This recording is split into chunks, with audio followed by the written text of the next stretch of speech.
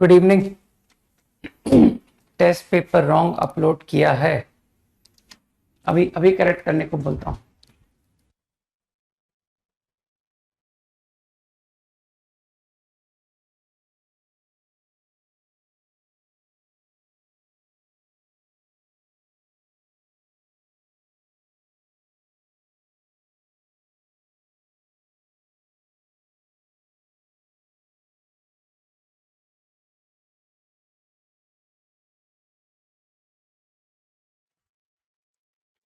हो जाएगा ठीक, ठीक है, चिंता मत करो, हटा देंगे उसको, रॉन्ग पेपर को हटा देंगे, ठीक है। Okay, exercise 3, question 1 to 5। 1 का सी, 1 का सी तो मैंने क्लास में कराया हुआ है यार। Tangents from on to the circle,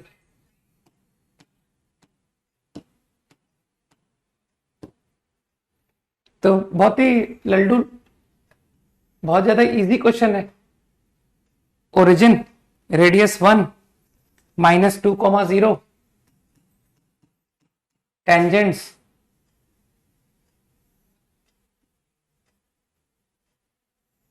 ठीक है, T1 T2 tangents on to the circle.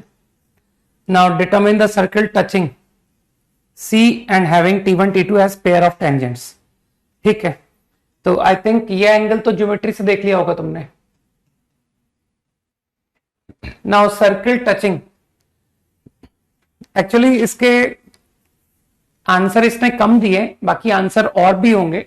जैसे तुम जो आंसर निकाल रहे हो वो आंसर यहां निकाल रहे हो, ठीक है। लेकिन इस पर कुछ लोग फील कर सकते हैं कि सर 2 आंसर तो ये होंगे, और भी आंसर्स जो है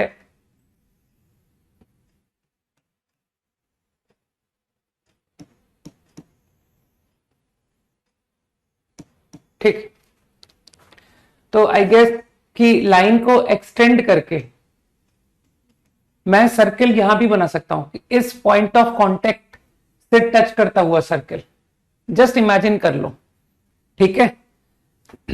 तो बहुत सारे आंसर्स हो जाएंगे फिर, है ना, कि सर एक सर्कल इस पॉइंट से पासिंग और ये लाइंस को टच करता हुआ, राइट। और इसी तरह से फिर एक सर्कल यहां भी बनेगा, touching at this point and touching both the lines, ठीक है। तो ये 2 आंसर पीछे कवर नहीं किए, तो तुम खुद से निकाल लेना। तो मैं बस ये 2 आंसर जो पीछे दिए मैं वही बता देता हूं। तो यार अब तो तुम लोग की 9-10 की मैथ्स कवर हो गई है ना, कि सर वो 9-10 का बैकलॉग अब तो रिमूव हो चुका है, राइट। तो अब तो तुम सिमिलर ट्राइंगल जानते हो। तो आई गेस कि आर रेडियस मैंने एज्यूम किया, I think this is 1 radius, तो I apply similar triangle, r upon 1 is equals to this upon this, and this length is what? This length is ये origin है ना, origin, तो ये पूरा लेंथ तो हो गया 2, है ना, अपॉन 2, और ये लेंथ हो गया आई थिंक ये 1, ये r, 1 प्लस r को 2 माइनस 1 प्लस r, मुझे लगता है 1 माइनस r। कुछ लोग समझ गए मैंने क्या किया। तो आई थिंक तुम्हारा r निकल आया, ठीक है। इसी तरह से तुम ये सर्कल को भी इमेजिन कर सकते हो कि सर सेम वे आप सिमिलर ट्राइंगल यहां भी लगाइए, है ना। तो once again if I read this to be r, तो कुछ लोग समझ जाएंगे कि सर तो बहुत ही लल्लू क्वेश्चन हो गया, r upon 1 is again equal to this distance. Now this distance is what, एक सेकेंड मैंने यहां उल्टा लिख दिया, है ना, यहां पर उल्टा लिख दिया ना, आर नहीं सही लिखा है, सही है, परफेक्ट है। नाउ ये ट्राइंगल और ये ट्राइंगल की बात हो रही है, तो ये लेंथ तो फिर से 2 है, 2, और ये लेंथ कितनी है, I think 2 plus 1 3, 3 plus r, 3 plus r। तो मुझे लगता है तुम्हारे r की वैल्यू निकल आई ना, वंस यू ऑब्टेन्ड r। तो अब मैं इसके आगे कुछ नहीं करूंगा क्योंकि तुमको सेंटर मिल गया, है ना। One plus r minus of one plus r, ये सेंटर आ गया। इसी तरह से ये सेंटर भी आ गया, ये वन प्लस आर है, प्लस टाइम्स, बुद्धि लगाओ, आर की दो अलग अलग वैल्यू बता दी है मैंने। तो मुझे लगता है कि this circle I know, this circle I know.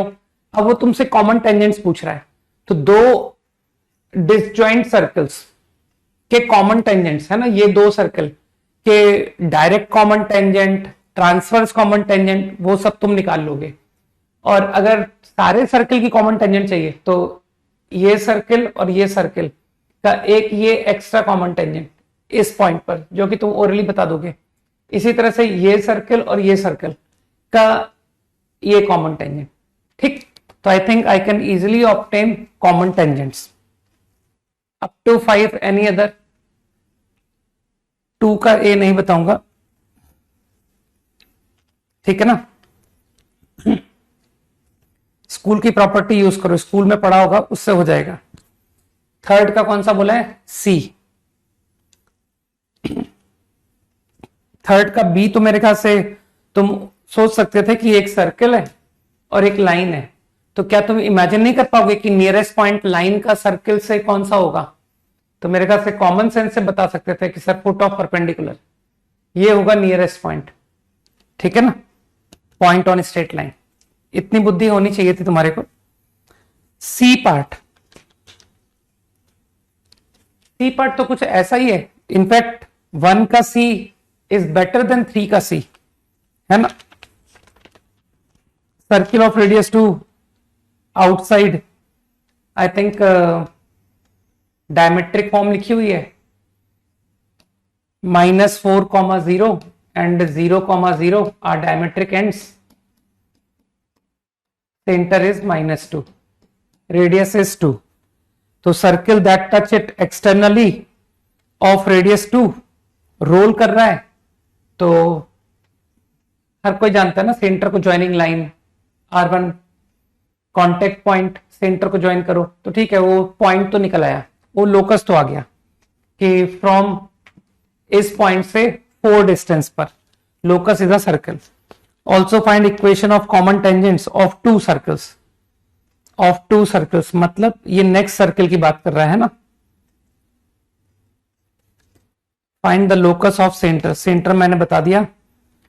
अच्छा, सर्किल की जो वेरियस पोजीशंस हैं उसमें हम उस पोजीशन की बात कर रहे हैं जब 60 डिग्री पर इंक्लाइंड है लाइन ज्वाइनिंग सेंटर्स, तो 60 डिग्री। तो तुम पैरामेट्रिक फॉर्म से क्वेश्चन नहीं कर पाए कि 60 डिग्री रेडियस 2, ये है वो सर्कल, तो पैरामेट्रिक फॉर्म से सेंटर आ गया, ठीक। आई एम कॉन्फिडेंट कि तुम खुद से लिख पाओगे। I know centre, I know radius, और फिर उसके बाद इसने क्या पूछा है? फिर तो कुछ भी नहीं पूछा तुमसे।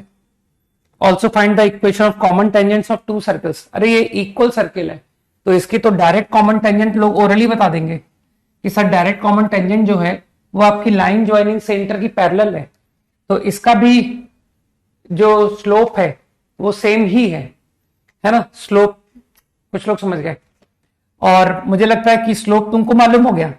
और रही बात पॉइंट की, तो एक कांटेक्ट पॉइंट, ये फुट ऑफ परपेंडिकुलर, ठीक है ना, क्योंकि ये सेंटर मेरे पास आ चुका है, तो मैं तो कहता हूं पैरामेट्रिक फॉर्म से ही ये कोऑर्डिनेट निकाल दो ना। Using parametric form obtain this point, using parametric form obtain this point. तो मेरे ख्याल से तुमको स्लोप मालूम है, तुमको पॉइंट ऑन लाइन मालूम है, तो तुमको लाइन की इक्वेशन मालूम है ना। कुछ ज्यादा इजी क्वेश्चन था। एक कांटेक्ट पॉइंट बता दिया था मैंने। 4 का बी पार्ट, ये तो पेयर ऑफ लाइन तुमने ब्रेक कर लिए होंगे, अभी पहले बी बताऊंगा, ठीक है।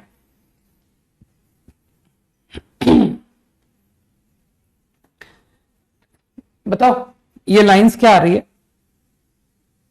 2x minus y and x minus y, गलत तो नहीं बोल दिया? हाँ सही है।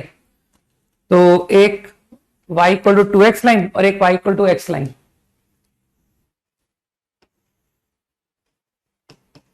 Having one slope, having two slope. Tangents drawn from origin O, circle of radius 3 in first quadrant. मेरे ख्याल से ये है फर्स्ट क्वाड्रेंट. तो सर्किल ऑफ रेडियस 3 बिल्कुल बच्चों टाइप क्वेश्चन है, किसी 9th क्लास के बच्चे से भी करवा सकते हो, है ना. वो भी बता देगा तुमको ज्योमेट्री की हेल्प से. तो मुझे लगता है ये रहा 3, radius 3. A is one of the point of contact, find length O A. तो ये तो सीधा लेंथ ऑफ टेंजेंट. तो मेरे ख्याल से ये एंगल मुझको मालूम है ना, क्योंकि वो y equal to x line और y equal to 2x line. तो ये एंगल तुम खुद से निकाल लेना कि ये एंगल कितना होगा. ठीक. फिर कुछ लोग इसको θ/2 निकाल देंगे. फिर कुछ लोग कहेंगे कि सर ये 3 cot θ/2 आंसर हो गया. 3 cot सही है. एंड आई एम कॉन्फिडेंट कि जिसको tan θ पता है वो tan θ/2 यूजिंग SL लोनी. ठीक है ना, कि सर वो SL लोनी काम आएगी ना, 1 minus cos θ upon sin θ, tan θ/2.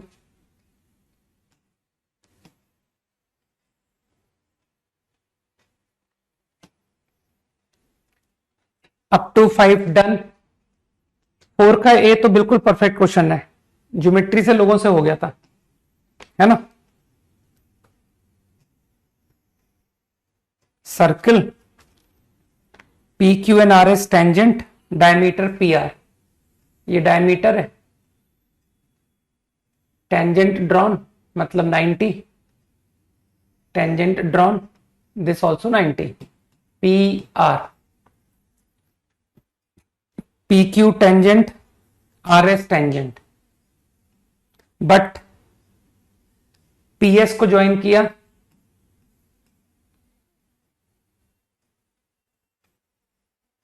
S, और इधर आर क्यू को ज्वाइन किया एक्स पॉइंट पर. तो वो क्यू पॉइंट को भी शिफ्ट कर दूंगा मैं, है ना, कि क्यू पॉइंट ये है.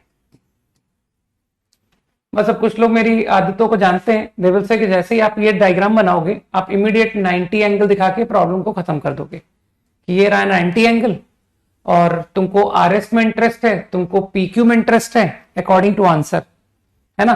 तो कुछ लोग समझ जाएंगे कि सर आप सिमिलर ट्राइंगल ढूंढ के लगा दोगे और क्या. Triangle whose element is RS, तो चलो इस ट्राइंगल पे चले जाते हैं. और triangle whose element is PQ, तो इस ट्राइंगल पे चले जाते हैं. ये दोनों ही सिमिलर है ना. तो लगा दो similar triangle. PQ divide by ये राइट ट्राइंगल लिया ना, तो PQ का अपोजिट ये एंगल है, और अगले ट्राइंगल में ये एंगल किसका अपोजिट है, इस ट्राइंगल में.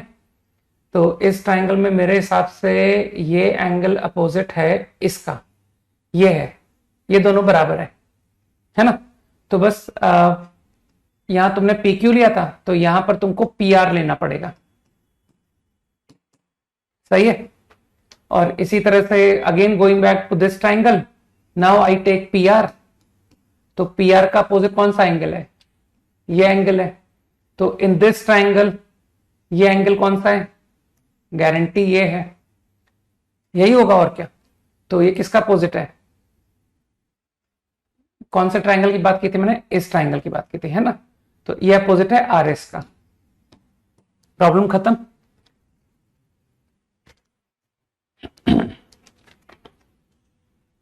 फाइव का ए नहीं बताऊंगा, और बोलो. Okay, up to 5 clear. Up to 10 any doubt. Up to 6 to 10 no. Very good. 6 का बी, 6 का बी तो सही है. Perpendicular from centre equal to radius, सही लिखा हुआ क्वेश्चन, कोई मिस्टेक नहीं है इसमें. ठीक है ना. एक पॉइंट, एक सर्किल को तो वो ऑलरेडी टेंजेंट है, that is x² y² b².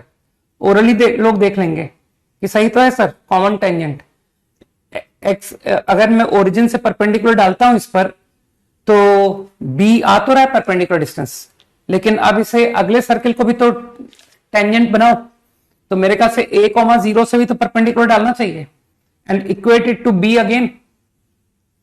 कुछ लोग समझ पा रहे हैं? तो a कॉमा 0 मतलब ma minus b under root, है ना, फॉर्मूला लगाना सीखो, upon under root 1 plus m square is equal to b. Definitely will get the answer.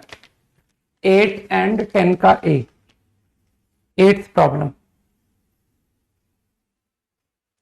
Do yourself, ठीक है ना, you can do.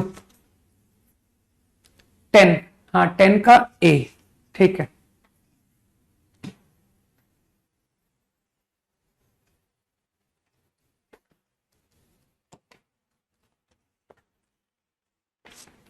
Quadrilateral with area AB parallel to CD,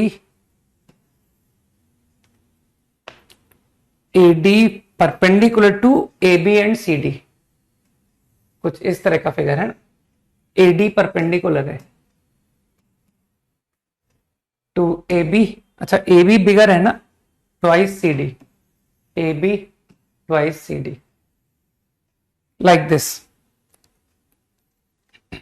ठीक है। ये L लेंथ है, ये 2L लेंथ है, fine. Now circle is drawn inside touching all sides, then its radius.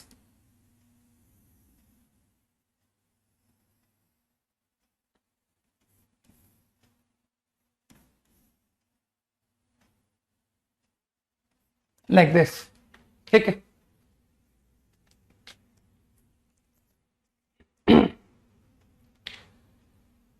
ये ठीक है। अब अगर ज्योमेट्री से करना है ना, तो कहीं एक कोई वेरिएबल को इंट्रोड्यूस करते हैं। किसको वेरिएबल लूं यार, इसको x लें क्या?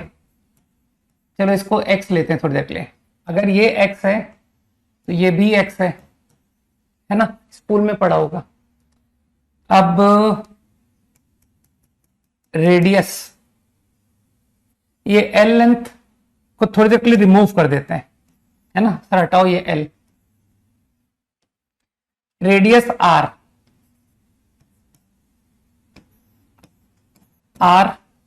R ये लेंथ तो 2R हो गया।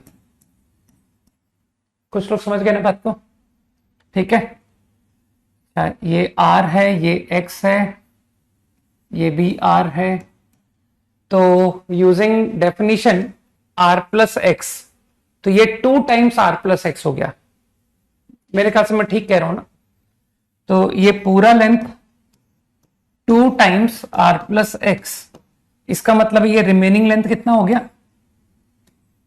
ये रिमेनिंग लेंथ हो गया 2R plus 2x minus R plus 2x हो गया। अब जो लोग समझ पा रहे हैं दे विल से कि सर ये भी R प्लस 2x हो गया, ठीक। अब एरिया लिखते हैं।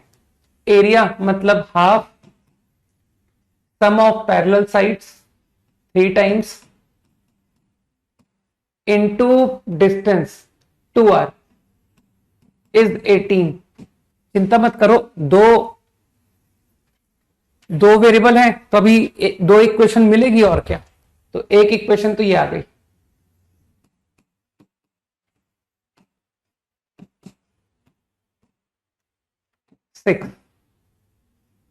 मुझे लग रहा है मैं सही कर रहा हूं, है ना। अब कुछ भी मेहनत करके एक रिलेशन और लाओ, तो तुमको लग नहीं रहा कि सर ये एक पाइथागोरस लगाएं क्या? देखो ये कंस्ट्रक्शन मामूली सा, ठीक है। तो तुमको लगता नहीं कि ये 2R, चलो पाइथागोरस लगाते हैं। 2R square plus what is this length, कहना है तो बहुत इजी लेंथ है, ये R प्लस एक्स ही तो होगी क्योंकि ये R प्लस एक्स है और ये total 2 times R plus x है, तो ये R प्लस एक्स ही तो हुआ। R प्लस एक्स स्क्वायर बराबर ये टोटल कितना लेंथ है?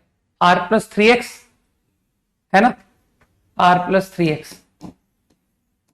कोई जल्दी से मुझे कंफर्म करो कि मैंने इक्वेशन सही लिख दिया या नहीं। ये दो रिलेशन मैंने सही लिख दिए या नहीं? जल्दी से हाँ बोल दो,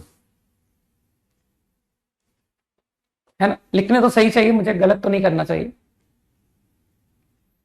ठीक, अब तुम अपने कैलकुलेशन स्किल्स शो कर दो, तुम सबको किस तुम्हारे कैलकुलेशन स्किल्स अच्छे हैं, है ना? तो ये calculation you can carry on, है ना? कि सर r प्लस एक्स को 6/r डाल दो, यहां पर 3 times r plus x minus 2r लिख दीजिए और r प्लस एक्स को 6/r लिख लीजिए, तो सिंगल वेरिएबल r, तो भयानक सी इक्वेशन बनेगी लेकिन सॉल्वेबल, है ना? कि सर क्यूबिक आ गई थी, तो तुमको तो पता है हिट एंड ट्रायल है ना, हायर डिग्री की इक्वेशन तो हिट एंड ट्रायल्स होती है ना, तो निकाल लेना। ठीक, बाकी जो लोग कोऑर्डिनेट ज्योमेट्री से करने में इंटरेस्टेड थे उनको बताता हूं कि मैंने इसको कोऑर्डिनेट ज्योमेट्री से भी किया था। बाकी ज्योमेट्री का solution is a good solution. तो मैंने तो क्या किया था, as soon as I came to know कि दो पैरेलल है और परपेंडिकुलर, मैंने एक्स एक्सिस वाई एक्सिस के अलोंग ले लिया था कि चलो एक लाइन, ठीक, तुमने रेडियस आर बोला था ना सर्कल का,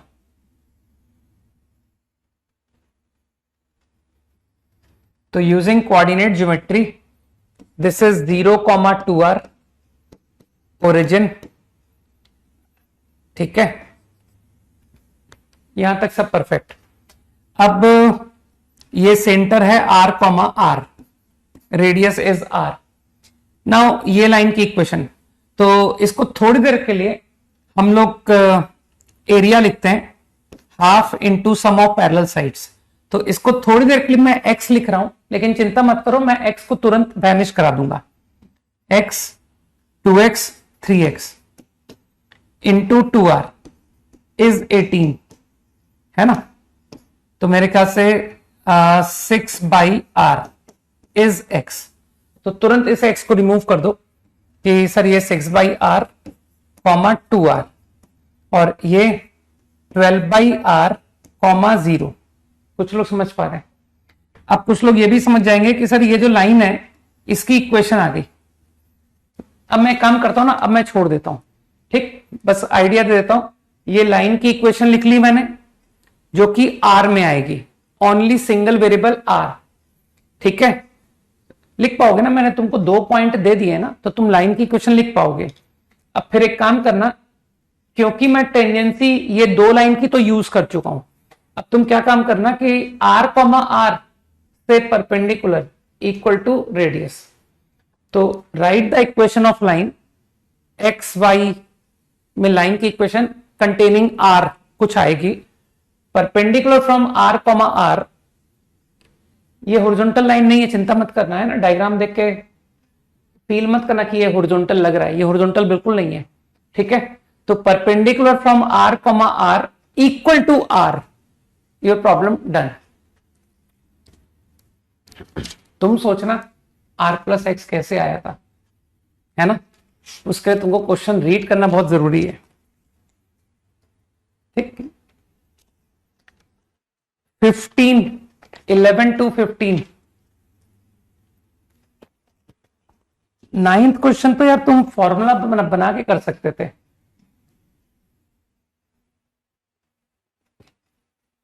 ninth question, circle touches externally, है ना, 0,1 रेडियस 1 लाइक दिस,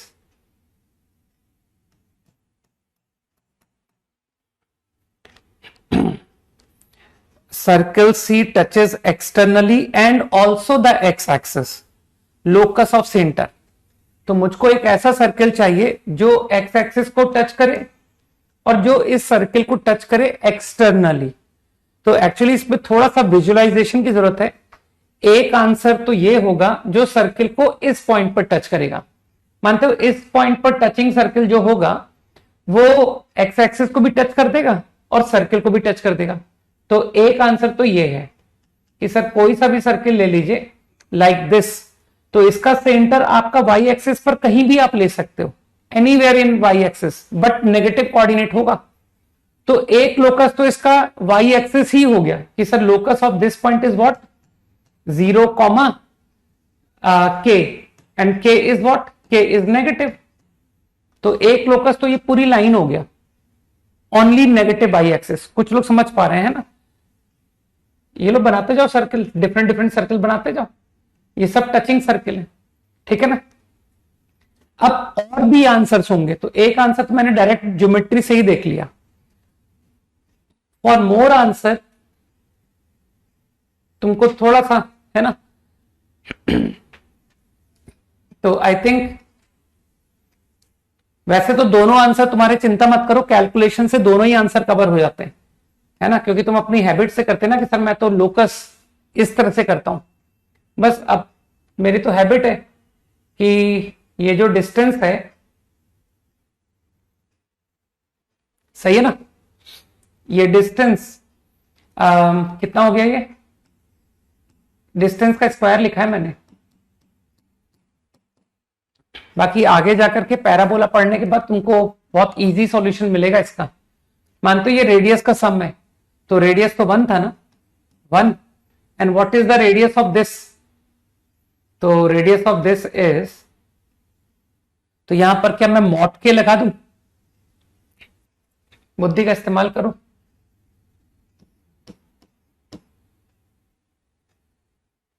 ये रेडियस के मतलब मॉड के, है ना? और ये रेडियस 1, ये एक्स स्क्वायर वाई स्क्वायर 1 ही था ना? हाँ ठीक है, का होल स्क्वायर। कुछ गलत तो नहीं कर दिया? ठीक है, बस तो मेरे ख्याल से ब्रैकेट खोल दो, तुम्हारा आंसर आ जाएगा। वैसे ये मॉड के की बजाय के ही लिख सकते हो, है ना? डायग्राम से क्लियर है कि सर ये के ही तो बराबर है, तो के प्लस 1 स्क्वायर, के माइनस 1 स्क्वायर। तुम्हारी तो मैथ्स बहुत अच्छी है, 4k एच स्क्वायर। सर ये तो आंसर आ गया, सोचो।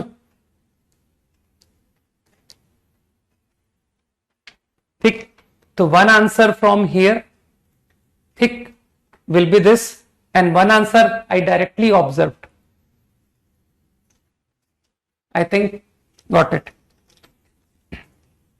Up to 15, 13th में क्या बता दूं यार? Okay,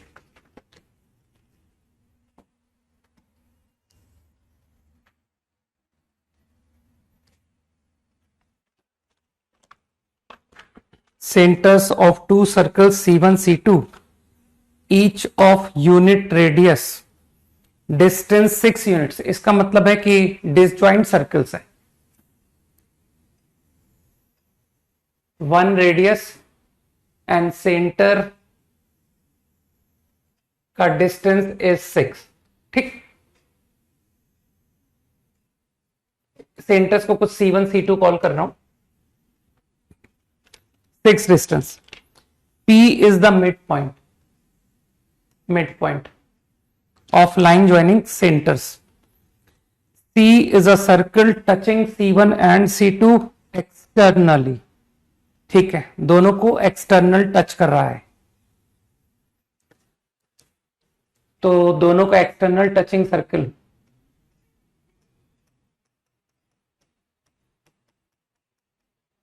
let's say like this. ठीक है, इमेजिन कर लो दिस इज सी सर्कल, है ना?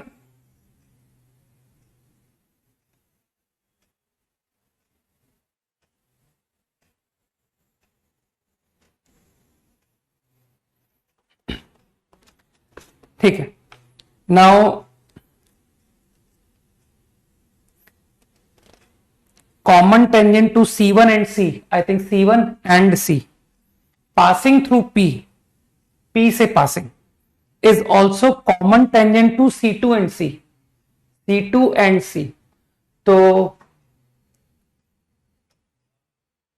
common tangent to C1 and C through P is also common tangent to C2 and C। मेरे ख्याल से ये डायग्राम हुआ ना, लाइक दिस। सही कहा मैंने? इस कांटेक्ट पॉइंट से ही पास करना पड़ेगा, है ना, दो सर्किल टचिंग है, ठीक है। तो मेरे ख्याल से अब तो तुम बहुत आसानी से निपटा दोगे। रेडियस ऑफ सर्कल सी। अब तो कुछ लोग कहेंगे कि सर ये जो लाइन है ये इन दोनों की ट्रांसवर्स है, तो ट्रांसवर्स के लिए आपने वो एक कंस्ट्रक्शन का मेथड बताया था कि obtain length of common tangent, है ना। तो कुछ लोगों को आज भी याद होगा कि आप वो एक कंस्ट्रक्शन से बताया था आपने कि थ्रू सेंटर पैरेलल टू, है ना, कि यहां से एक पैरेलल लाइन बना के फिर इसे एक्सटेंड करो, ठीक है। तो ये लेंथ और ये लेंथ बराबर ही है, तो ये लेंथ आ गई पाइथागोरस से। ये टोटल कितना हो गया, ठीक है, ये टोटल हो गया 2, 1 + 1, ये टोटल 2 हो गया। कुछ लोग समझ पा रहे हैं? तो using Pythagoras 6 square - 2 square under root, right. ये तुम्हारी ये लेंथ निकाल दी मैंने, 6 and 2 पाइथागोरस। और फिर कुछ लोग कहेंगे कि सर एक वो आपने दो एक्सटर्नल टच की कॉमन टेंजेंट, मानते हो ये दो सर्किल, ध्यान से देखो, ये सर्किल और ये सर्किल, है ना। तो वो एक फॉर्मूला याद है, 2√R1R2, सही है ना, कि इसका इन दोनों का कॉमन टेंजेंट एक्सटर्नल टच, तो 2√R1R2। तो इसका रेडियस कुछ R माना था ना तुमने, R, और इसका रेडियस 1। मेरे ख्याल से प्रॉब्लम खत्म, सही है। अप टू 15 डन, 15 तक ही दिया था ना मैंने।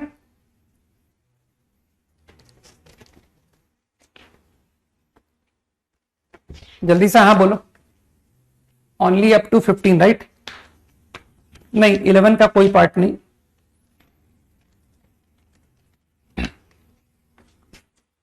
अच्छा 16 तक दिया था, okay, up to 16 done. 16 is very easy, नहीं? चलो ठीक है।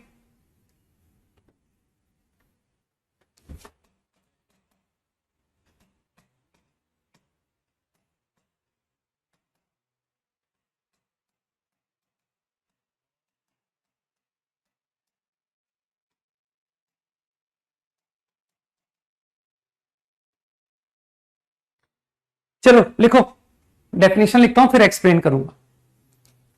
आज का प्रॉमिस किया था ना कि sir we will start permutation combination from today, right? लिखो डेफिनेशन लिखो। Let an event A, I am calling it A, है ना, let an event A can occur in m different ways.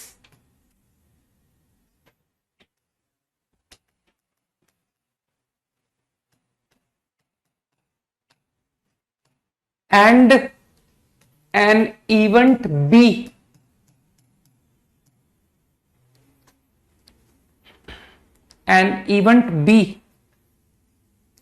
can occur in n different ways.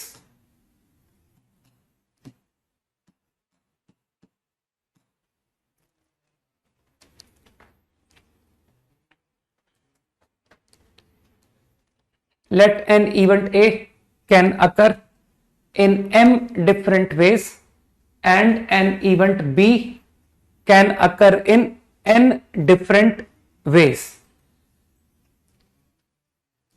Then number of ways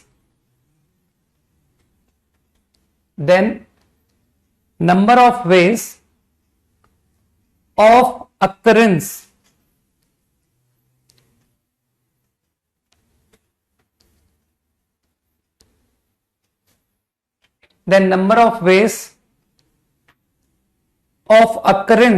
of both the events, number of ways of occurrence of both the events in a definite order. Number of ways of occurrence of both the events in a definite order is m into n ways.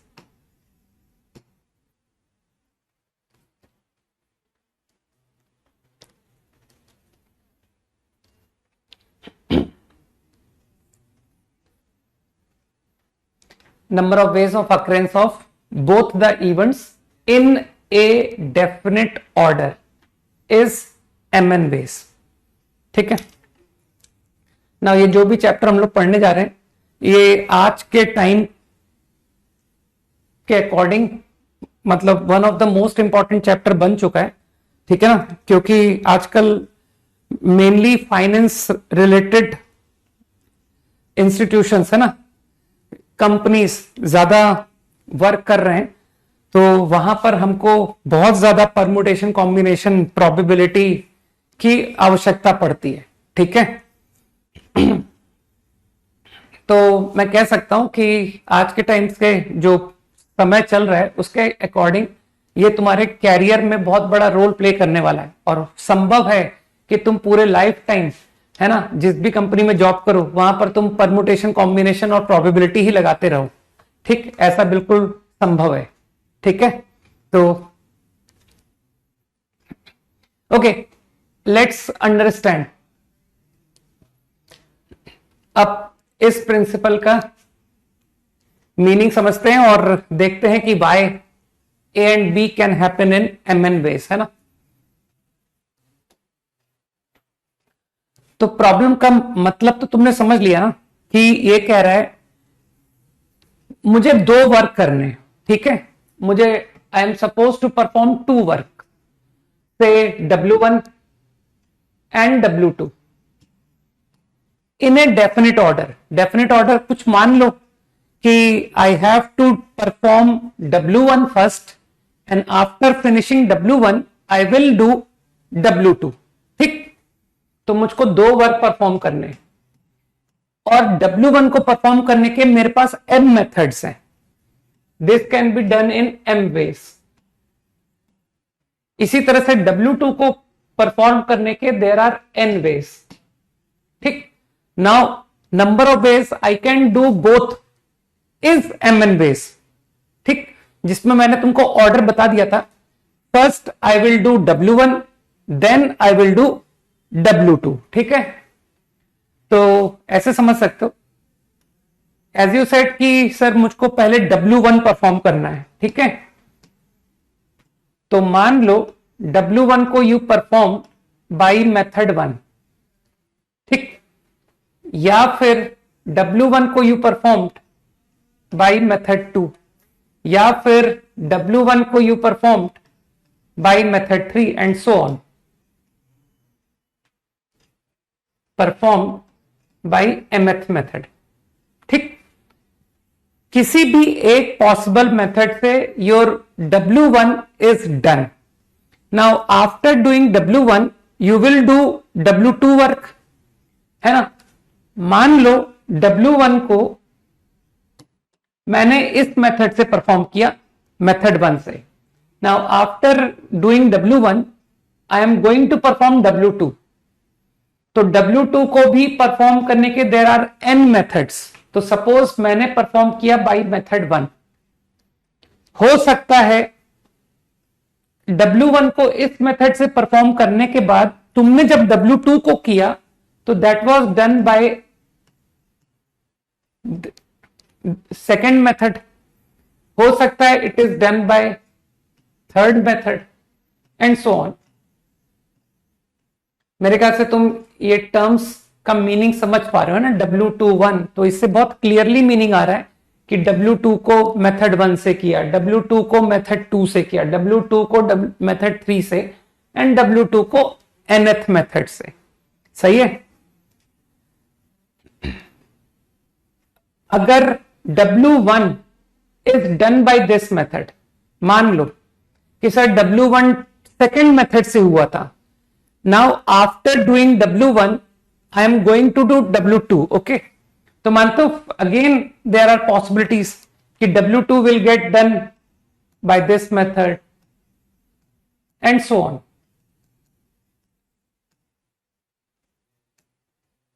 Fine. बस अब तुम्हारा मेरे ख्याल से अब तुमको बात समझ में आने लगी होगी कि हो क्या रहा है। Now if W1 is done by this method, now I am going to do W2। Again you will say कि सर W2 परफॉर्म कर सकते हो आप बाय दिस मेथड और एंड सो ऑन। ठीक है,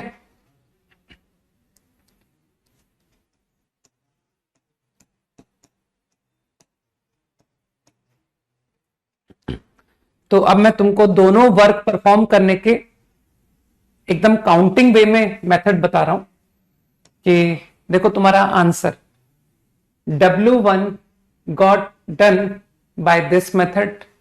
After doing it, W2 got done by this method.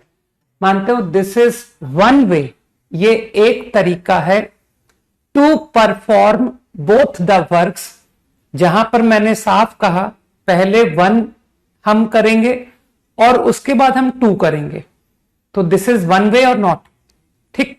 और तुम इंटरचेंज नहीं करोगे, ध्यान रखना कि सर पहले W21 लिखिए फिर W11 लिखिए, नहीं, क्योंकि मैंने साफ कहा था इन अ डेफिनेट ऑर्डर, मतलब ऑर्डर इज फिक्स्ड। तो मैंने तुमको एग्जाम्पल के लिए कहा कि चलो पहले वन करते हैं उसके बाद टू करते हैं, ठीक। अब वन और टू इसी ऑर्डर को लेके सारे आंसर्स गिनो, तो this is one way.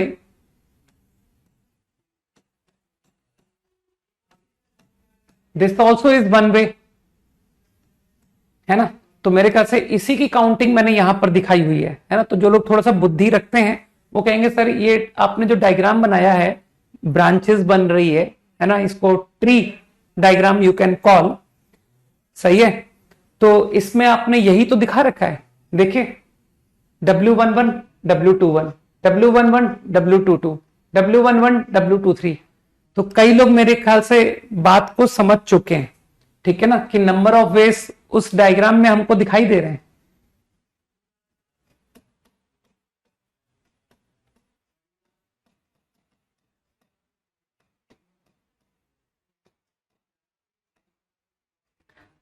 M veg, है ना। लेकिन ये आंसर तो तब है ना जब तुमने W1 को एक मेथड फिक्स कर दिया था कि sir W1 is done bye method 1, तो इतने आंसर्स मुझको दिखाई दिए, ठीक। Now W1 got done by this method, तो अगेन टोटल तुमसे काउंटिंग करवा रहा हूं, है ना। नहीं कर पाओ तो फोर्थ फिफ्थ क्लास के बच्चे को बुला लेना, वो करके काउंटिंग बता देगा कि भैया इसका आंसर कितना आ रहा है, ठीक है ना।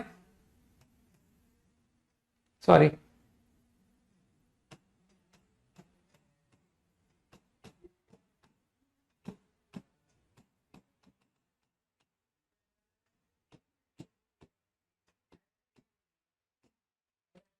सही है ना। अरे ये एन था, सॉरी एम लिख दिया ना, एन, इट वाज एन। सही है, कुछ लोग बहुत अटेंटिव होते हैं क्लास में, जो मेरी छोटी छोटी मिस्टेक्स को भी आइडेंटिफाई कर लेते हैं। This is very good thing, है ना।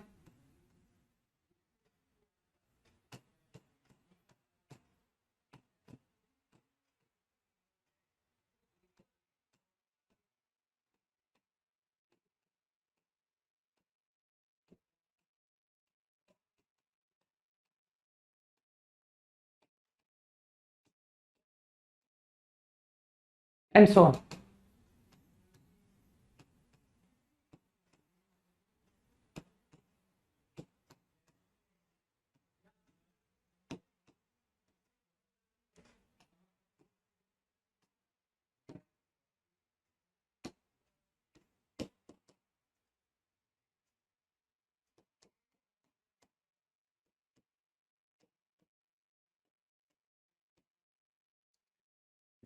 तो मुझे लगता है कि मैं तुमको all possible ways to perform work W1 first then W2, है ना। सारे पॉसिबल वेज मुझे लगता है कि मैं लिख पाया हूं, है ना। तो अब तुम, मुझे लगता है कि तुम काउंट कर सकते हो कि सर देखिए कितना इजी है। ये आपके n आंसर्स, है ना, there are n ways. Then again in this row also there are n veg.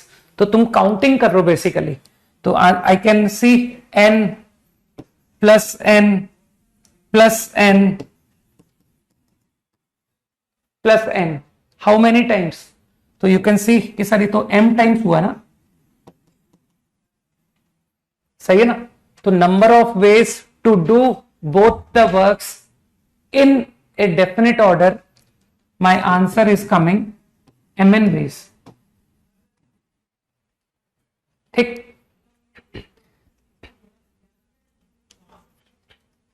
अभी धीरे धीरे तुमको बिल्कुल फंडामेंटल बेस बताता चला जाऊंगा, ठीक है। तुम लोग बस बीच में क्या है बोला करो मन में, ठीक है।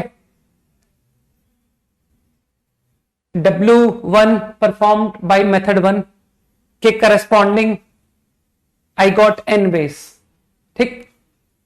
W1 या तो 1 मेथड से हुआ, और W1 got done by this method 2 second method, then again I got second work got done in n ways, ठीक है ना। तो और W1 got done by third method, second work is done in n ways after first work, और है ना। तो अभी धीरे धीरे करके तुमको धीरे धीरे बातें समझ में आने लग जाएंगी कि सर जब भी हम और बोल रहे हैं तो वी आर एडिंग, है ना, कि इस मेथड से करने के बाद अगला करने के n वेज, नेक्स्ट मेथड से करने के बाद और, है ना। और भाई फर्स्ट वर्क जो है वो या तो 1 मेथड से होगा, और 2 से होगा, और 3 से होगा। तो धीरे से समझ में आने लग जाएगा कि जब भी हम और कॉल करते हैं तो वी ऐड, ठीक। तो ये बातें स्लोली समझ में आएंगी, ठीक। तो मुझे लगता है कि तुमको आंसर मिल गया ना प्रॉब्लम का, कि answer to perform both is coming to be mn ways, fine, quickly।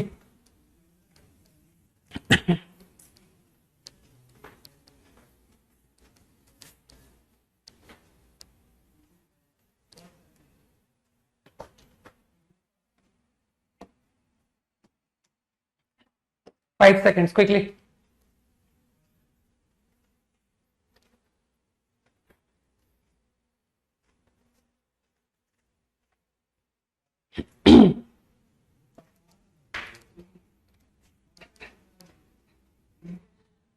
अच्छा, अब मुझे बताओ, ये जो तुम्हारा प्रॉब्लम का आंसर था, it was a definite order, ठीक।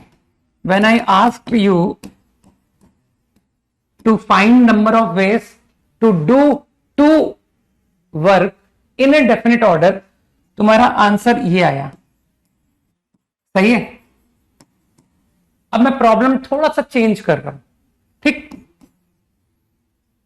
अगर मैं तुमसे पूछूं find answer to same problem in any order, सही है Rudra and Prakhar, any order.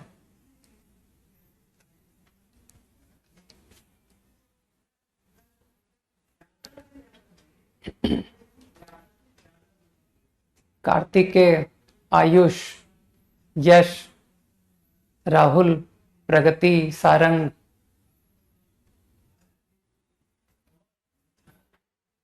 अरे मैं नाम मिस कर गया, तो बहुत सारे नाम आ गए। अभिनव, है ना, not able to read now. Yashraj, Aditya, आदर्श,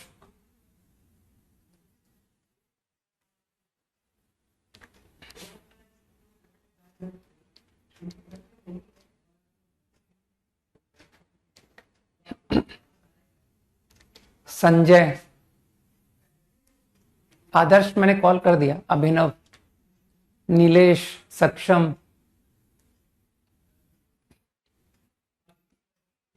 ठीक है, इनफ। तो मेरे ख्याल से लोगों ने समझ लिया कि सर इसका आंसर 2mn होगा, बिकॉज वो लोगों ने प्रॉब्लम को इस तरह से बोल दिया ना कि आप 2 केस बना के कर दीजिए, राइट। भाई you have to do W1 and W2, तो there are two possibilities. Either you first perform W1 then W2.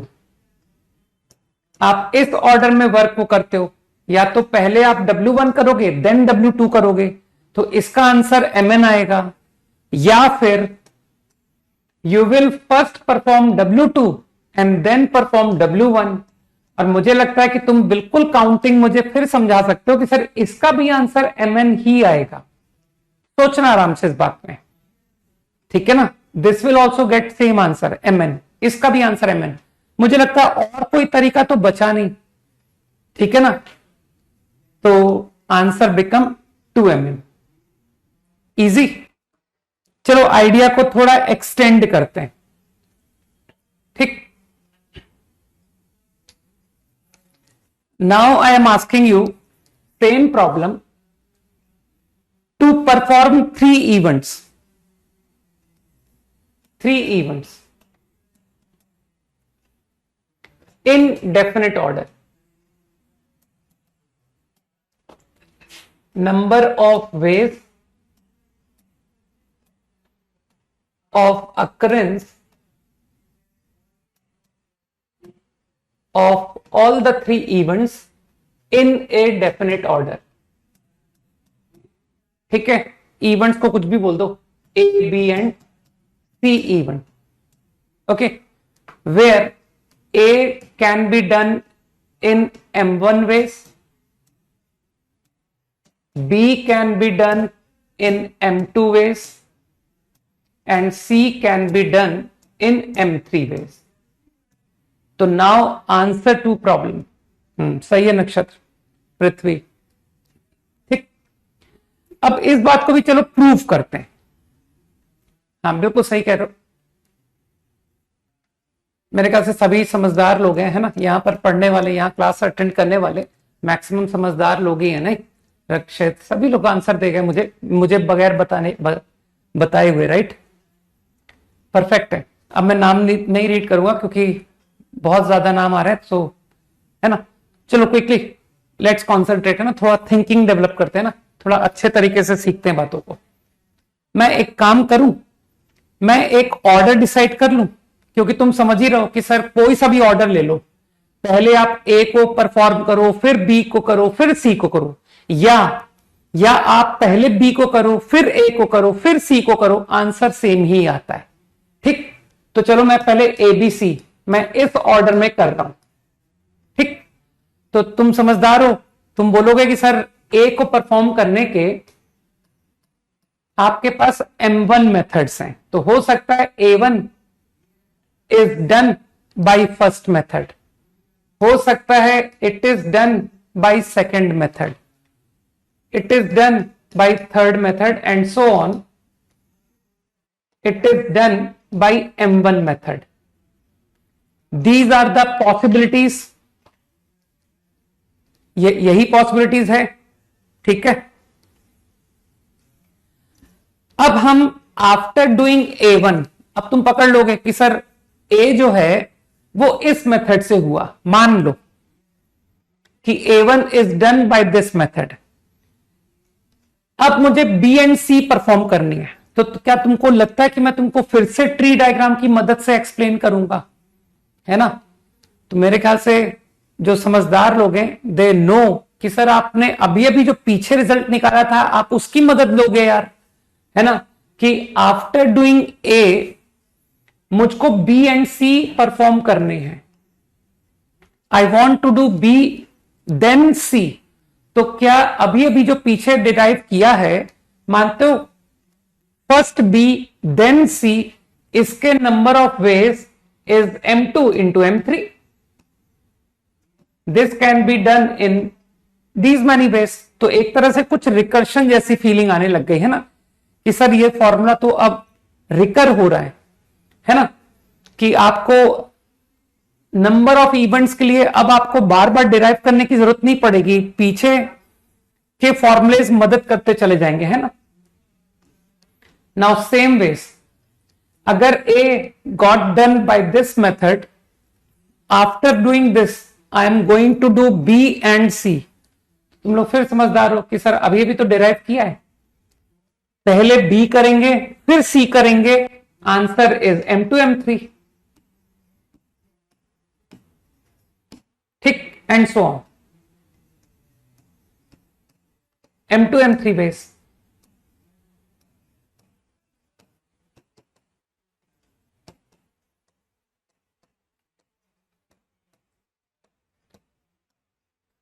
ठीक, तो एकदम फंडामेंटल काउंटिंग से, है ना, गिन रहा हूं मैं, तो A is done bye A1 method, after A, B and C are performed in M2 M3 ways, तो आंसर इज M2 M3।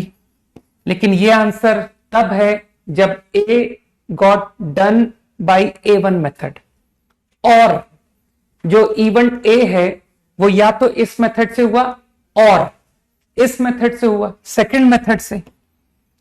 अगर A सेकंड मेथड से हुआ तो उसे फॉलो करता हुआ B and C performed in M2 M3 ways, तो again M2 M3 ways, है ना। A performed by first method और A performed by second method और A performed by third method को फॉलो करता हुआ B एंड C। ओके, तो मुझे लगता है कई लोग समझ गए बात को, और यहां से फील भी डेवलप हो रही है धीरे धीरे कि सर जब भी और आए तो ऐड, है ना। और अभी एंड की फीलिंग भी आ रही है कि सर जब भी एंड आए तो मल्टीप्लाई। देखो B and C, B and C, है ना, तो number of ways get multiplied. ठीक है ना, तो हम लोग बाकी लोगों की तरह नहीं रहने वाले हैं कि जिनको पीएनसी में यही नहीं समझ में आता है ऐड कब करते हैं, मल्टीप्लाई कब करते हैं, है ना। तो I think you now understand कि सर ये M1 टाइम्स लिखा हुआ है, बिल्कुल सही है ना, this is M1 times,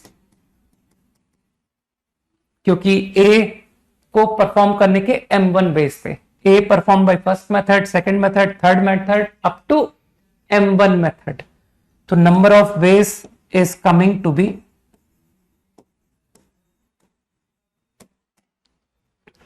this is the answer, easy।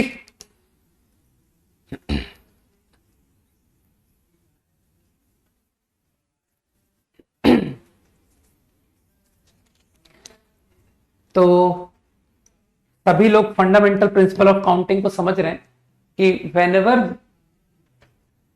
I am interested in number of occurrence of number of events in a definite order, ठीक है ना, तो आंसर इज डायरेक्टली प्रोडक्ट। ठीक, अब इसी क्वेश्चन का अगर कोई मुझसे कहता है एनी ऑर्डर का आंसर क्या होगा, कि सर एनी ऑर्डर का आंसर क्या होने वाला है ना, तो जो समझदार लोग हैं वो पहले तो ऑर्डर गिनेंगे। ठीक, कि सर पहले ऑर्डर डिसाइड करते हैं, जैसे एबीसी ऑर्डर था तो आंसर M1 M2 M3। इसी तरह से सोचो ऑर्डर, यार ये तो मैं कह तो रहा हूं तुम नहीं गिन पा रहे हो, तो किसी फोर्थ क्लास के बच्चे को बुलाओ, वो गिन के बताएगा कि भैया इसके ऑर्डर मैं बना के देता हूं आपको। ठीक है, भैया है कि इतनी छोटी सी बात को भी नंबर ऑफ ऑर्डर भी गलत गिन रहे हैं कि एबीसी एक ऑर्डर है, ए सी बी एक ऑर्डर है, ए को पहली प्लेस में रख के सारे केस गिन लिए, अब चलो पहली प्लेस पर बी को रखते हैं, सी ए सी, है ना। भैया बन गए हो, बड़े भैया, सीनियर सेकेंडरी क्लास के भैया हो अब तुम। समझते हो 11th 12th को क्या कहते हैं, सीनियर सेकेंडरी, उस क्लास के आगे वर्ड लगता है सीनियर। ठीक है, तो behave like a senior. Okay, now see at first,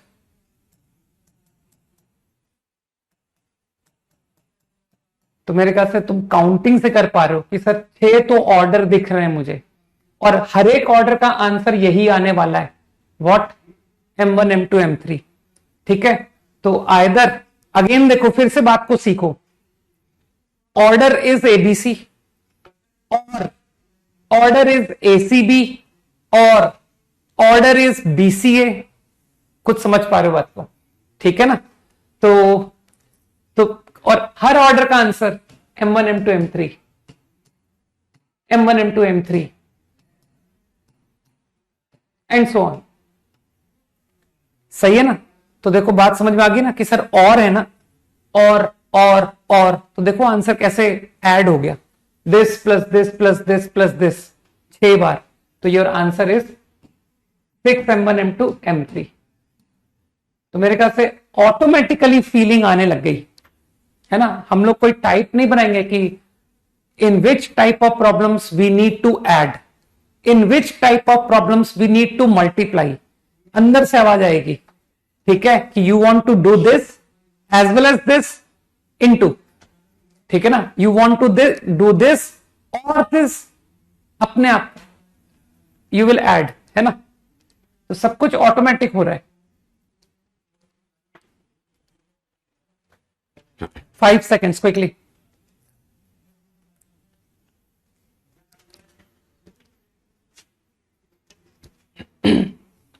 ठीक है,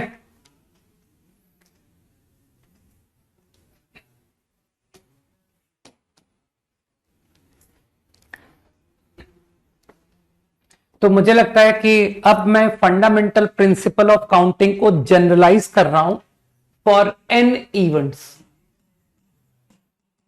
ठीक है, तो मेरा प्रॉब्लम फिर वही है, find number of ways of occurrence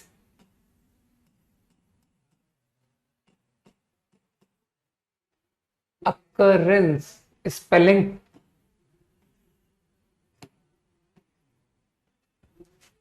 of n events in definite order।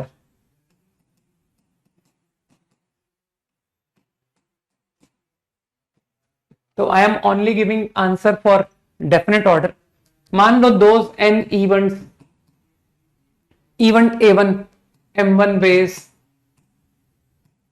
event A2 m2 ways and event an is mn ways।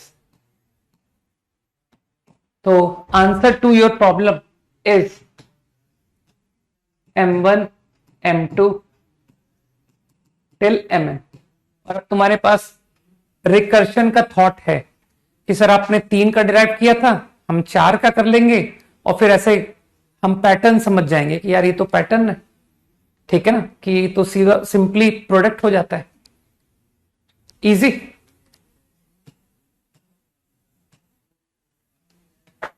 These many ways quickly।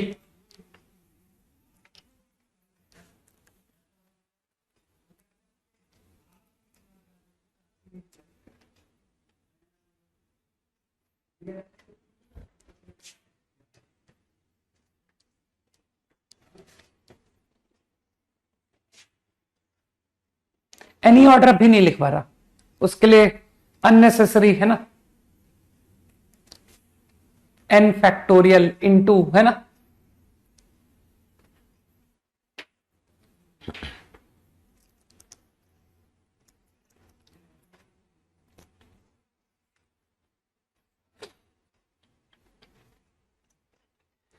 चलो वैसे तुम लोग समझ सकते हो, तुम लोग तो समझदार लोग हैं यार। चलो एनी ऑर्डर, ठीक है। सोचना कि सर पहले ऑर्डर डिसाइड करिए कि कौन सा इवेंट किस ऑर्डर में, ठीक। और तुम जानते हो हर ऑर्डर का आंसर यही होगा। मैं तुमको कोई सा भी ऑर्डर दे दूं कि पहले A1 फिर A2 फिर A3 up to AN, then answer is going to be this, ठीक। या फिर मैं कुछ दूसरा ऑर्डर दे दूं A2 then A1 then A3 then A4 and so on, है ना, तो आंसर वही होगा M1 से Mn। तो हाउ मेनी ऑर्डर्स, है ना। तो कोशिश करना समझने की, मुझे पता है कि तुम समझ जाओगे कि सर ऑर्डर ऐसे करते हैं। चलिए, first second third fourth n। आपको बताना है फर्स्ट प्लेस पर कौन, A1 या A2 या A3, ठीक है। तो कोशिश करना समझने की, ठीक है। मानते हो ये n प्लेसेस हैं ये। अरे मैं तुमको बता रहा हूं कि फर्स्ट प्लेस कौन सा इवेंट, सेकंड प्लेस कौन सा इवेंट, थर्ड प्लेस कौन सा इवेंट। तो क्या मैं बोलूं फर्स्ट प्लेस को फिल करने के तुम्हारे पास how many choices are there, A1 से AN, there are n choices. I am going to first tell you which event is going to be first to occur. Okay, so that is done in n ways. And बात हो रही है, which is the second event, first event decide हो गई, ठीक है, first event decide हो गई n वेज में। Now decide your second event. तो तुम समझ पा रहे हो ना कि सर सेकेंड इवेंट के लिए मेरे पास n-1 चॉइसेस हैं, क्योंकि एक इवेंट तो यहां पर ऑक्यूपाई हो गया। तो second event can be decided in n-1 ways. तो देखो ऑटोमेटिकली निकल रहा है ना, and I decided first event and second event and third event and so on, fourth event. तो जब आखिरी इवेंट तक आओगे तो मेरे ख्याल से तुम सिर्फ एक ही चॉइस बचेगी कि सर आखिरी में एक ही तो इवेंट बचा है ना।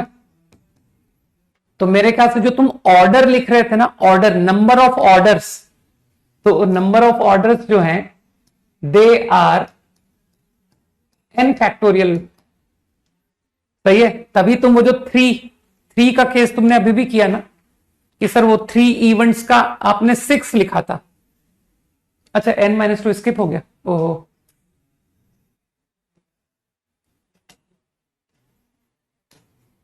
अब सही है, समझ पा रहे हो ना। तो अभी तुमको 6 की काउंटिंग समझ में आ गई कि सर वो 6 आपने जो काउंट किए थे A B C अब तो हम लोग यूजिंग फंडामेंटल प्रिंसिपल ही काउंट कर लेंगे। सही है ना। तो तुम देख पा रहे हो कि नंबर ऑफ ऑर्डर्स गिनने के लिए भी मैंने फंडामेंटल प्रिंसिपल ऑफ काउंटिंग का ही इस्तेमाल कर लिया। ठीक है, तो बेसिकली हम सीख रहे थे फंडामेंटल प्रिंसिपल, और फंडामेंटल प्रिंसिपल में ही हमने, खैर हम तो सीख चुके हैं ना कि sir fundamental principle of counting तो हम सीख चुके हैं। तो दिस इज ए एप्लीकेशन, नहीं कि नंबर ऑफ ऑर्डर्स पर हमने आपको अप्लाई करके दिखा दिया कि देखिए कितने नंबर ऑफ ऑर्डर्स होंगे, दीज मैनी। तो मेरे ख्याल से एनी ऑर्डर का आंसर n फैक्टोरियल इंटू, कुछ लोग समझ पाए बात को मेरी, these many ways to perform all the events A1, A2 to AN in any order. This is your answer. Quickly.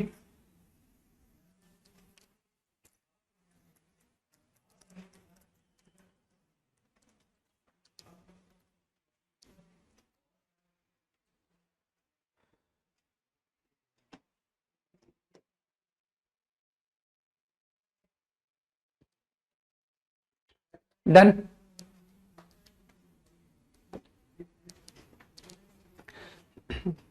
चलो थोड़ा प्रॉब्लम लिखने के बजाय मैं तुमको यहां पर एक्सप्लेन कर देता हूं।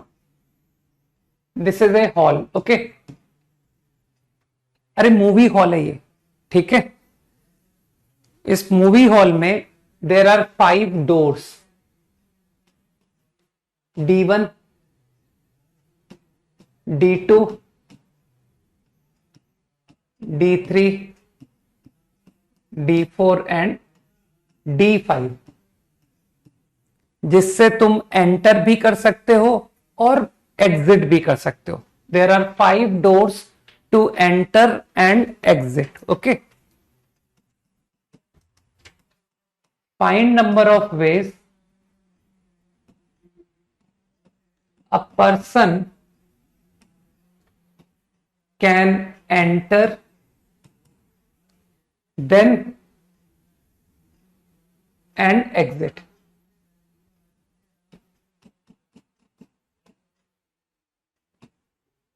using any door.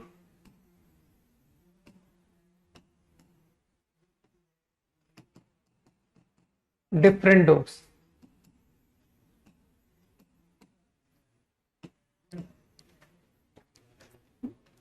Can enter using only 1, 2, 3.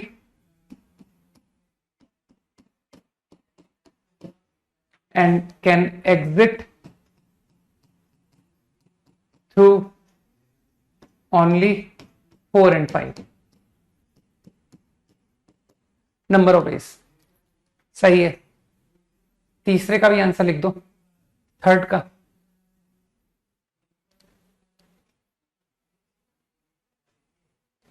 बिल्कुल सही है. राहुल, प्रखर, सारंग, सभी लोग बता देंगे ना. भव्य,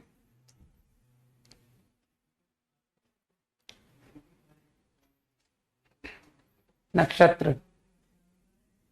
बस ठीक है, अब मैं रीड नहीं कर पा रहा हूँ ना, लिस्ट बढ़ गई काफी.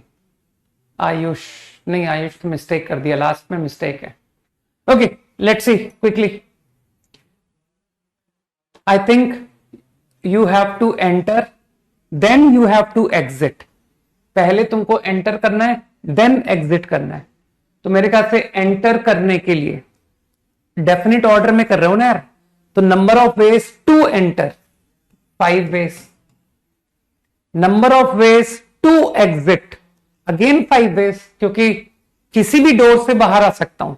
हो सकता है जिस डोर से एंटर किया, हो सकता है उसी से बाहर चला गया, संभव है.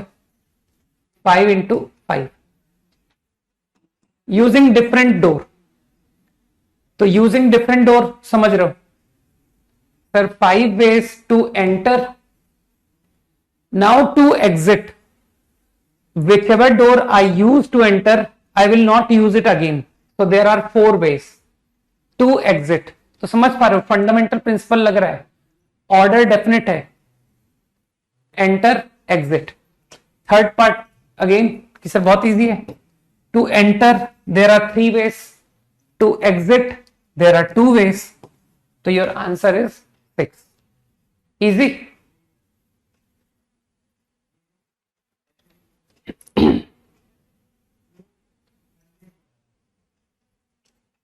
quickly.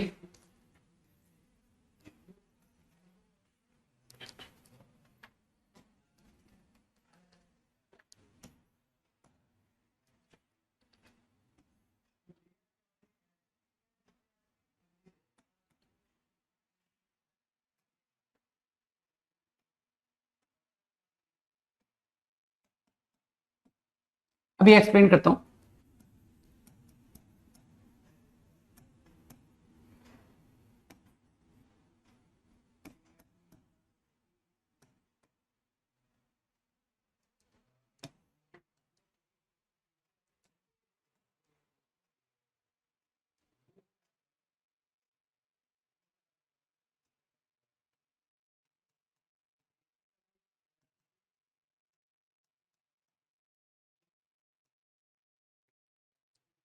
Find number of ways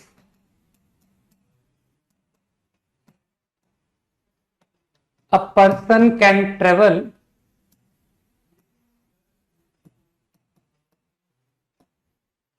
from A to C via B using any mode of transportation.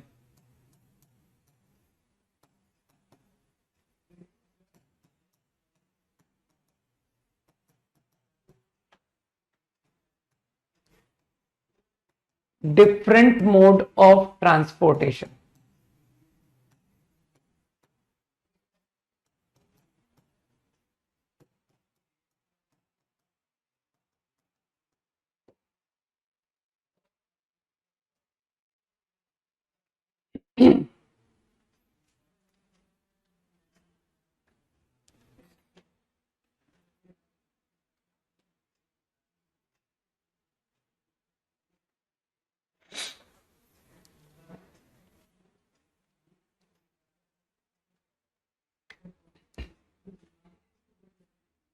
इसी क्वेश्चन का एक थर्ड पार्ट भी करना. Round trip.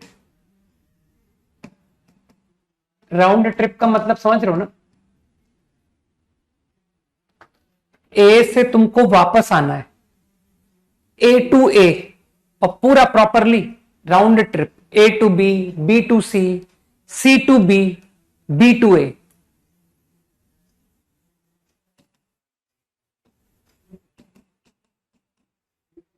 Different mode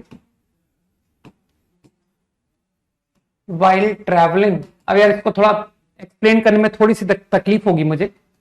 while travelling in same direction, तुम सेम डायरेक्शन का मतलब समझ लेना कि सर ऑनवर्ड जर्नी और एक रिटर्न जर्नी है ना, तो सेम डायरेक्शन का मतलब तुम समझ गए ना, वाइल ट्रैवलिंग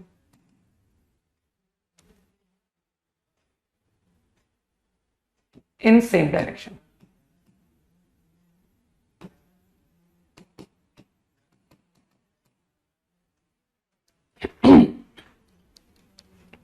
मेरे ख्याल से फर्स्ट पार्ट तो कुछ ज्यादा इजी था ना, तो फर्स्ट पार्ट सभी लोग कर चुके हैं कि ए से बी जाने का। तो देखो fundamental principle I am doing again, A से बी जाने के आपके पास टोटल ट्रांसपोर्टेशन के लिए 5+4+4 है ना, there are 5 different buses, there are 4 different train, there are 4 different planes. कितना हो गया? 13 वेज।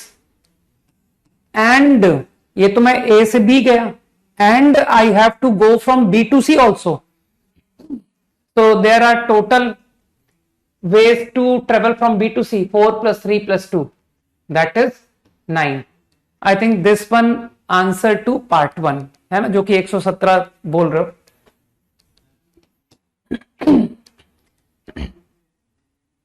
सेकेंड पार्ट भी तुम लोग कर चुके हो, इस सेकेंड पार्ट को थोड़ा सा इंटेलिजेंटली करना पड़ेगा। Suppose I move from A to B using bus, है ना, मतलब बाई रोड, तो देर आर 5 वेज, ठीक। लेकिन अब जो लोग मीनिंग समझ चुके हैं, दे विल से कि अब आपको बी से सी जाने के लिए आपको रोड से नहीं जाना होगा, अब आप या तो ट्रेन यूज कर सकते हो या प्लेन। तो to move from B to C you have 3+2। तो देखो देखो ऑटोमेटिक निकल रहा है कि सर आपने प्लस क्यों किया, अरे और यूजिंग ट्रेन और प्लेन है ना, तो देखो अपने आप अंदर से आवाज आती है कि सर और आपने बोला है, और ये एंड है, going from A to B and going from B to C. Again सब कुछ अंदर से आवाज निकलती है, और ठीक है, दिस इज वन वे। और I go from A to B using train and I am going from B to C, and है ना, तो पहले ट्रेन यूज की थी ना, तो now I will be using either बस और, है ना, बस और ट्रेन, सॉरी प्लेन, 4+2, और I go from A to B using plane and to go from B to C I use either bus or train. This is your answer to second part. अब third part भी कर लो, वो value कितनी है तो देखना पड़ेगा यार। 25 प्लस 24 कितना हुआ? 49 प्लस 28 77 है ना, ओके। सेकेंड पार्ट का सही आंसर चाहिए।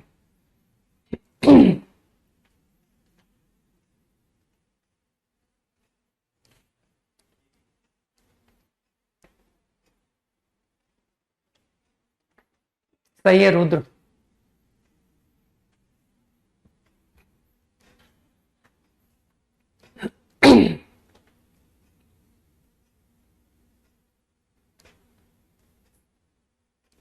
प्रखर,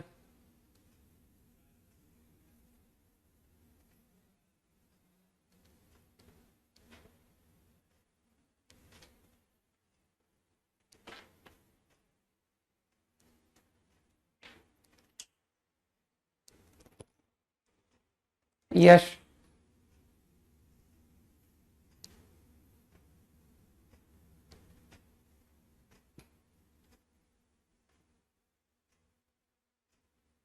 नक्षत्र,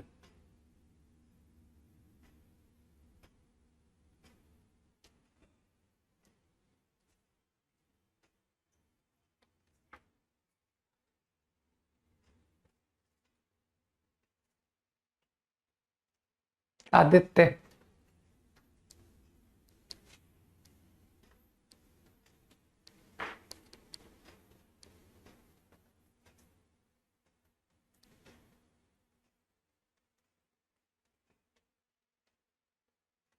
कार्तिकेय,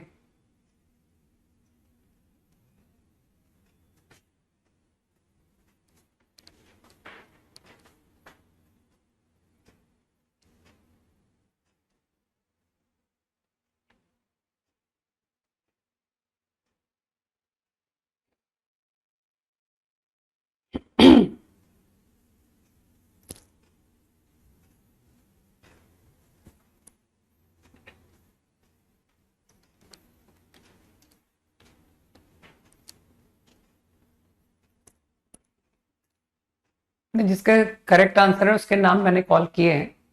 गोविंद, ये नंबर की वैल्यू तो मैं नहीं जानता, तुम मुझे कैलकुलेट खुद से मन में करना पड़ेगा, पता। शिवांश,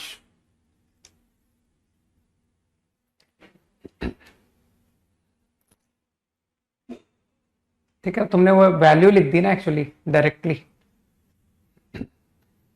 तनीषा,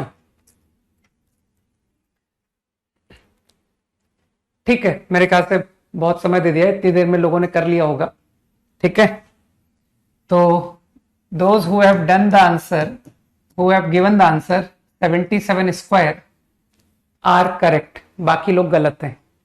ठीक है, अरे थोड़ी तो बुद्धि लगाते यार, तुमको सेम डायरेक्शन में डिफरेंट मोड कहा था। अब जब तुम लौटोगे तो ऐसा थोड़ी है कि तुमने बस यूज करके तुम यहां गए थे तो तुम दोबारा बस यूज नहीं कर सकते, तुम अब फ्री हो। तो मुझे लगता है ए से सी जाने का जितना आंसर तुम लेकर के आए हो ना, उतना ही आंसर देखना सी से ए का भी आएगा। आराम से सोचना, और लोगों को पता है कि आपने 77 इंटू 77 क्यों किया। ठीक है ना सूरज, ठीक है ना, कि है ना, कई लोग मुझे बड़ी देर से जो है ना ऐड करके 154, उनको यही नहीं पता कि केवल ए से सी या सी से ए थोड़ी करना था, एंड करना था। I have to go from A to C and I have to come back from C to A, and. ठीक, तो मेरे ख्याल से fundamental principle is clear to all कि जब भी एंड, अरे बहुत साफ बोला यार, A to C and C to A, दोनों जाना है ना, लौट के भी वापस आना है, तो मेरे ख्याल से फंडामेंटल प्रिंसिपल ही तो लगेगा। तो 77 इंटू 77, इजी। ठीक,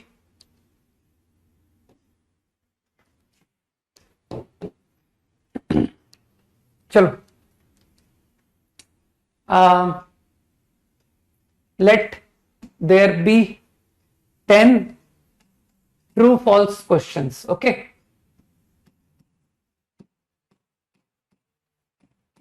you have to tell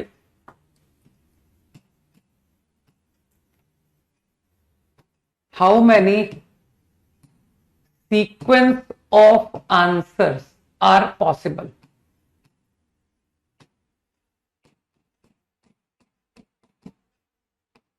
in 10 questions के आंसर्स के कितने सीक्वेंस हो सकते हैं? Question 1, question 2, question 3 up to question 10, तुमको इनके आंसर की बनानी है। तो तुमको क्या लगता है तुम कितनी आंसर की बना सकते हो?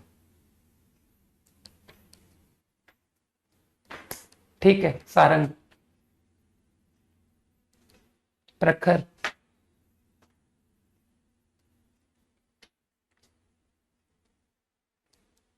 तनिषा, आदित्य,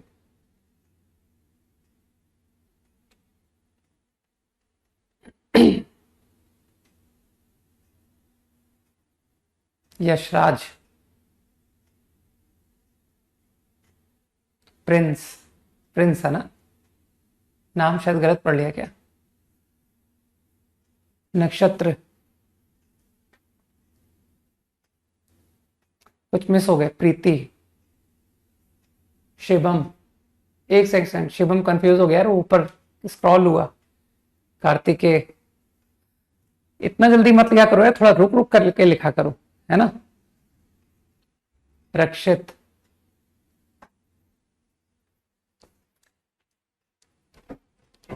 भव्य, पार्थ, भावेश, रक्षित आई थिंक आई कॉल्ड ना।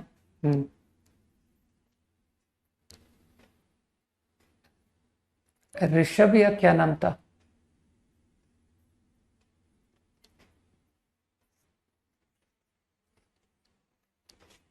प्रिंस, ओके ठीक है, बहुत टाइम दे दिया भाई।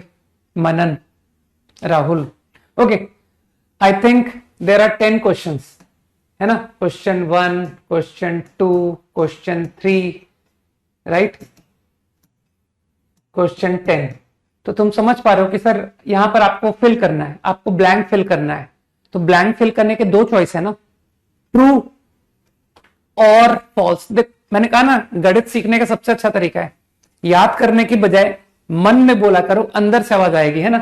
कि बताओ क्वेश्चन 1 को आंसर करने के कितने तरीके हैं, तो तुम बोलोगे देर आर 2 वेज, ट्रू और फॉल्स। तुम उसका लॉजिक भी दे गए, ट्रू 1 वे और फॉल्स। तो तुमने वो मुझे काउंटिंग तक सिखा दी, ठीक है ना उज्जवल, कि सर 1 + 1 आर्यन। तो there are 2 ways. I think this is the number of ways to answer question 1, but I have to tell answer to all. And how many ways to answer question 2? तो you will say 2 ways, but क्योंकि आपने मुझे and कहा ना, I have to answer question 1 and I have to answer question 2 and I have to answer question 3. मैंने कहा ना सबसे इजी चैप्टर पढ़ रहे हो तुम लोग, है ना, कि सर बिल्कुल बगैर एफर्ट के, कोई कैलकुलेशंस कुछ नहीं, सीधा आंसर आता है, ठीक है ना। फिर इसकी स्टोरी भी तुमको बताऊंगा ना, कि जेई की मेरी रैंक में कुछ हद तक कंट्रीब्यूशन है इस टॉपिक का, है ना। क्वेश्चन 4 अगेन 2 वेज, ठीक है आयुष एंड आयुषी। दिशिका, नहीं दिशिका ये क्या लिखा हुआ है, रॉन्ग। यश, ठीक है। तो आई थिंक आंसर इज 2 की पावर 10 वेज। तो टोटल 1024। प्रगति, मृदुल, सही है। चलो सबका सही आंसर है भैया ना, जैनाब। तो 1024 sequence of answers are possible, ठीक है। चलो मेरे हिसाब से कल कंटिन्यू करते हैं, राइट। तो homework from circles I think up to 16 we have done, है ना।